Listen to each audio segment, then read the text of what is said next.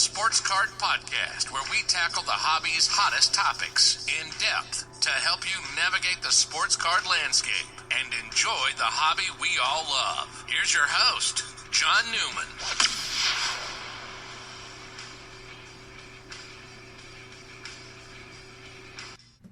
Today's show is a question I get asked a lot as someone who buys and sells and does, creative content creation. I get asked, how would you label yourself? And so I'm going to address that during this Hobby Quick Hits. But before we do that, let's hear from our great sponsor, Mojo Breaks. Hey folks, wanted to tell you about the best place to get some of your sealed sports card wax products. Great selection and some of the lowest prices on the web. MojoBreakShop.com is that place. Whether it's a box or a whole case, they're your guys, and they ship around the world right to your door. The Mojo Break name is one of the most trusted in the hobby. From sports cards to Pokemon, their selection can't be beat. They offer daily deals and pre-orders. Who won first place at this year's Topps Rip Party? None other than Mojo Break. Their prices are already great, but here's a way to save even more money. Use the code QUICKHITS, that's QUICKHITS, for 10% off anything on MojoBreakShop.com. They also have a full-service card shop in Santa Clara, California. So if you're in the area, stop by. They're open 7 days a week, so check them out at MojoBreakShop.com. All right, welcome to another edition of Hobby Quick Hits. So I get asked questions almost every day, if not every day, 1 to 3, or sometimes more, depending on the day. And sometimes I use that question for Sports Card Nation, the longer podcast in the Newman Ramblings section. And then other times I get a question like today where I have a longer answer, or I really look at the question and say, you know what? That's going to be a Hobby Quick Hits episode, and today is one of those days. And the question, I get asked actually multiple times, so I can't really even credit one person asking this question. I've been asked multiple times, and it's a good question, and sometimes I think I know the answer straight out, and other times I don't, as far as, literal answer. And so the question I get asked is, a lot of times people say, John, you talk about maybe stuff you're keeping or your new PC with your, Hall of Fame graded rookies, but you also talk about sales and doing shows at a young age and having a store at 20. So what are you? What do you label yourself as? A dealer, a collector, a flipper? You've talked about other times you've bought something one day and a day or two later you've turned around and resold it. So are you a flipper? And so, made me think, are you a dealer, flipper, collector? Maybe I'm a deal collector, or maybe I'm a collect dealer, or maybe I'm a collect dealer flipper. I don't know. I probably would say I'm a dealer who collects some things, So, again, doing my first show at 15 years old. I started as a 7-year-old, and I definitely was a collector at 7 years old. And so for 8 years, I didn't sell a card to my recollection. I might have traded with buddies, and I know early on my friends wanted the gum, and I wanted their cards, so I would trade my gum for their cards back when there was gum in those packs. And so, definitely from the age of 7 to 14, I was definitely a straight collector. Sometimes when we talk about collectors, there's people who think like if you sell, you can't, as a collector, to be a true collector, you can't sell any of your cards. And I don't get off at the same stop with that. You can be a collector, maybe sell your duplicates or sell cards you don't want. I don't think that makes you not a collector. We like to put labels on people. We like to put people in boxes. And if you know anything about me, My saying is hobby your way, right? There's more than one way to hobby. Choose whatever way makes you happy, allows you to enjoy the hobby. You can change your mind at any time. I did this show a couple weeks ago about be the CEO of your hobby. And so I'm not a big label guy. I'm not put someone in a box. I get it to a certain extent. But you can wear multiple hats, right? I have 40 hats in my office here hanging up in a hat rack. I could wear a new hat every day for 40 days and not wear the same one twice. And I think the hobby is sort of along those lines too. You can, sell some stuff one day. You can buy some stuff another day. You can trade some stuff another day. You can put stuff away for years. You can get something on Monday and sell it on Tuesday. And none of that's wrong as long as it's legal and above board. And so going back to the question, what are you, John, that I get?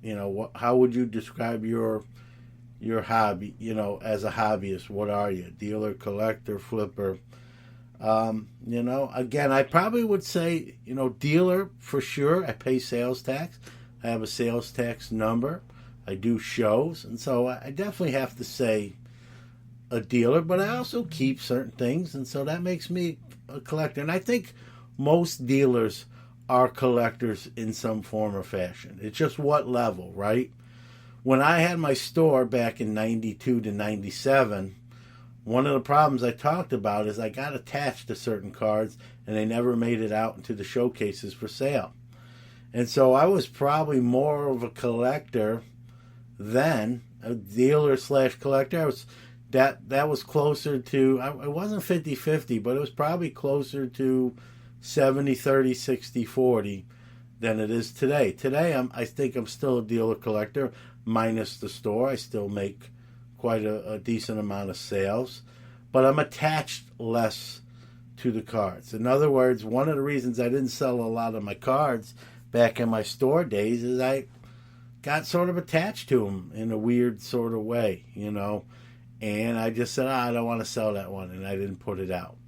And why? I don't, for various different goofy reasons, right? Today in 2021 here, I learned through trial and error not to get attached to these things. While I love them and have a passion for them, at the end of the day, it's a picture of usually a male athlete on a piece of cardboard or chrome, and it's fun and it's cool looking and awesome it is to own them and have them and look at them. That's what they are. And if you can get some cold hard cash and a considerable amount for certain sums of these, then I do it, and then I consider it even on ones that I may not pull off the transaction. And so I've gotten less attached. My PC, barring this new project which I've started with Hall of Fame graded rookie cards, which I had a little bit of a head start on. Besides that, I don't PC a ton. Some Jackie Robinson stuff and some Mean Joe Green, some Steelers stuff, a little bit of Ranger stuff with rookies, and that's it. Really, everything else is either listed or potentially available to purchase. And quite frankly, even the stuff that I said is that little PC I have, that stuff technically is available. Everything has a price, right? People say, I'll never sell this. There is a price that will make anyone sell any particular item. It might be a very high one. It might not even be a realistic one. That may never actually happen, which is why that item might not get sold. But everything has a price. Some are just higher than others. So, as I've gotten older, I've gotten less attached to the cards. Maybe that just comes with the age factor.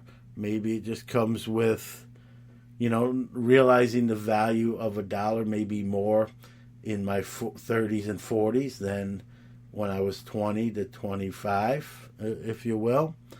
And, I've sort of pivoted on what I do. So, but I think I wear different hats. Definitely a dealer as a sales tax paying seller. So definitely a dealer since 15 years old. So my 33rd year of being a licensed, if you will, sales tax collector, dealer, that sort of thing. And definitely collector. I mean, there are cards, like you said, while every card has a price, I do have cards on what I call my PC. And those PC cards are not listed on any platforms. You're not going to find them on eBay, on StarStock, on ConC, on SportLots, or MySlabs, or anywhere else, right? They're my cards. They're not listed. I'm not looking to sell them. But if someone knows that I have that, or is here and knows I own that card, or maybe I've even posted that card as a PC card on my social medias, and there comes an offer in that is, worthy of consideration, then even a PC card can be sold. And that's why I get off at the exit where, people, the purists who say you can't be a true collector if you even consider or sell your cards. I don't subscribe to that magazine, if you will. I think you can still be a collector and sell some of your stuff. I don't see the crime and the foul in that. I don't know how that changes the fact that you collect cards. So, a collector, you collect things, right? I collect cards. Some I sell, some I don't list. I'm still a collector. I'm a dealer. I pay sales tax since 15 years old. So I definitely wear that hat. Now, the flipper one is probably the grayest area, what is a flipper? Do you buy it on what day and sell it on what day? What's the difference from a flipper to a dealer, right? As a dealer, even in my card store, I bought cases of cards, right? And they might have got delivered on a Tuesday. And by Thursday or Friday, that whole product was sold out. Did I flip it? I guess. I think I just sold it. So, I guess flipper has a sort of a negative connotation to it from people who use it. It's almost like you're not really in the hobby. You're on that weird fringes, and you're just in it for dollar signs, and you're not a true hobby. We like that word true, right? We hear it in sports even. He's a true Yankee.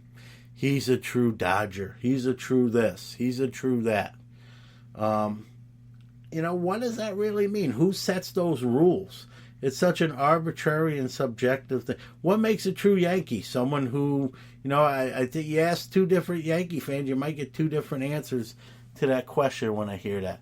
Well, one guy says, true Yankee comes up through their farm system and is drafted by them and then makes the big leagues as a Yankee, right?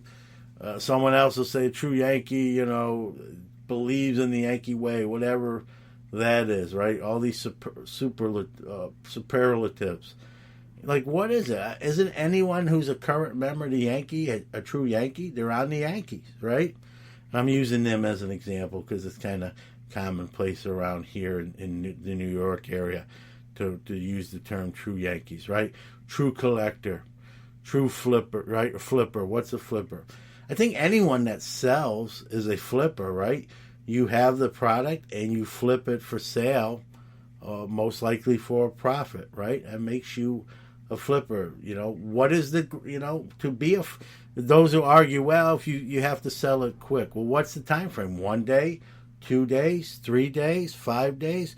Where's the line where I'm a reseller and not a flipper? Is it between 3 and 4? Who makes those rules up, right? So I get where the flippers come from. I'm not naive. I've been in this hobby a long time. I understand a lot of what the people call flippers are new folks coming into the hobby, looking to buy something quickly and sell something quickly at a higher rate of profit, of ROI. I get it. I'm not, saying that flippers aren't necessarily a real thing, but to me, they're just dealers or sellers that are just not willing to hold stuff as long. So I guess that's a little longer to say than flipper. But I think they're resellers who do not want to wait to maximize their profit. They just want to make their profit and on to the next thing. And so, again, I'm not a big fan of labels. And so if you ask me, describe myself like I get so often asked to do, might be the cop-out answer, but I'm a dealer collector. And, as someone who's bought something on Monday and sold it on Tuesday, maybe that even qualifies me as a flipper. I may not consider that definition as part of what I do, but someone else might beg to differ. So let me close with this. I'm a little of everything. I believe in hobby any way you so choose. Enjoy the hobby. If you want to make a little money, as I do, through the hobby, and you're doing it legally, and you're paying taxes and paying Uncle Sam his cut, then you're not hurting no one. You're keeping the economy going, and you hobby your way, as I often say a lot of times. And this segment is no different. Hobby your way, enjoy it any way you see fit, and don't worry about those labels. Hey folks, thanks for listening to the show. Wanted to give out our social media links where you can follow the show even when you're not listening to it. On Twitter, we are at Hits Hobby, HITSHOBBY. On Instagram, we are at Hobby Quick Hits Podcast, at Hobby Quick Hits Podcast, all one word. Our website is www.sportscardnation.net. Look for the link to Hobby Quick Hits. You'll find us there. And you can always text us on our text line, area code 315-491-0239. Leave the gun. Take the cannoli.